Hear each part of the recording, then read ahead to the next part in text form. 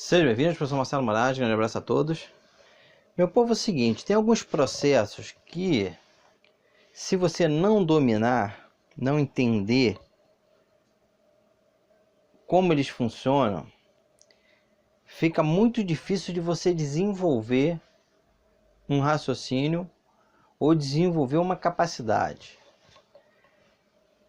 Eu estou falando por experiência própria, de que se você não entender certos conceitos que vão te formar uma base sólida, eu não gosto nem de usar esse termo, eletrônica básica, eu odeio esse termo.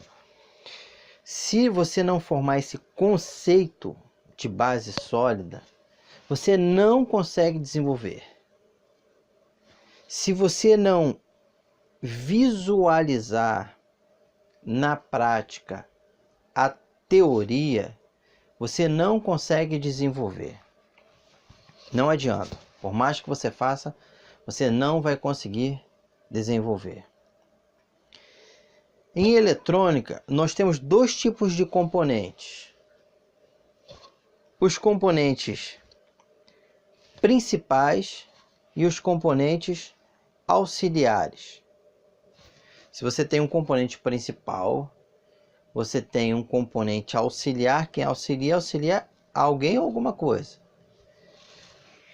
Então, se você tentar entender semicondutores antes de você entender os componentes resistivos e capacitivos, você não vai conseguir chegar ao entendimento pleno de eletrônica.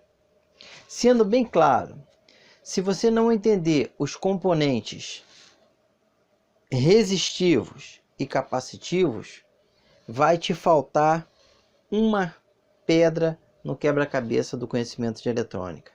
Ninguém entende semicondutor se não entendeu o que é resistência, o que é capacitância, o que é conduz, não conduz, o que é normal aberto, normal fechado. Não adianta. Você nunca vai conseguir fazer com que o conhecimento entre na sua cabeça.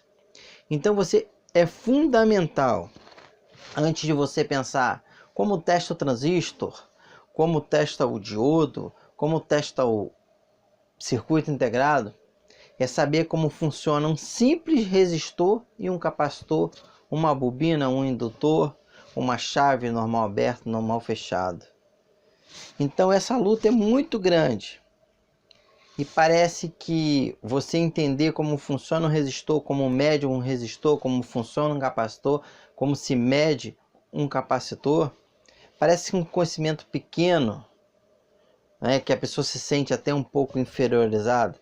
Mas você só deve passar a tentar entender semicondutores quando você entendeu plenamente os componentes auxiliares, que são os componentes resistivos e capacitivos. Fora isso, você vai nadar e não vai sair do mesmo lugar.